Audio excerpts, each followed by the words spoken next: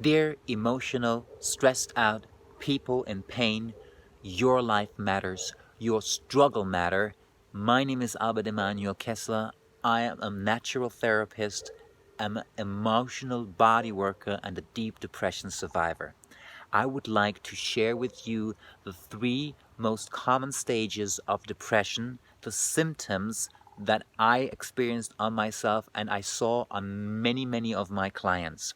Knowing these stages already gives you a certainty that you are in a depression and that you have to take action to solve it. There will be following videos with very important mind techniques to take the first steps. Let's go in for the three stages of depression. Stage number one. Stage number one is, I call it the zombie virus working itself into the body.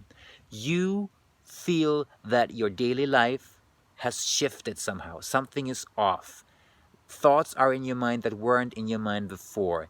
You start avoiding the light. You start avoiding the happy social meetings. Everything becomes too much. That is too loud and too with too much energy.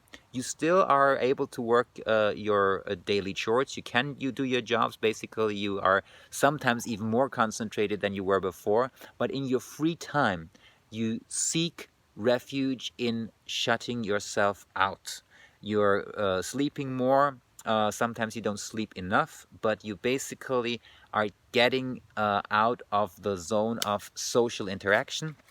You're doing what is necessary. Stage number two, the need for relaxation and recovery in the cave, in the darkness, in something that has nothing to do with light and open, is becoming stronger, so strong that it already starts affecting your job. People start uh, giving you worried questions. People say, "Are you all right? We feel something is off. You didn't come to work. What was the reason?" You cannot give a reason. You just feel that you're kind of constantly thinking, "I just want to go to bed," and you do that most of the time. But you still are working well in a daily life. You can do your chores in the household. You can go to the groceries. You can cook, but you feel that you're not really able to do stressful tasks, and you're not able to commit to projects that are demanding. Stage number three, you're closed in your bedroom. You cannot really leave the house anymore. You cannot sometimes, there are different stages now. So the second stage would be like the zombie already starting working itself into like a daily life. The third stage is the zombie in the grave. And the grave becomes usually your bedroom, anywhere where you lie down and where you can pull yourself a blanket over, where you are just absolutely not able to basically move. In the last stage, you really are not able to leave your bed even for the toilet.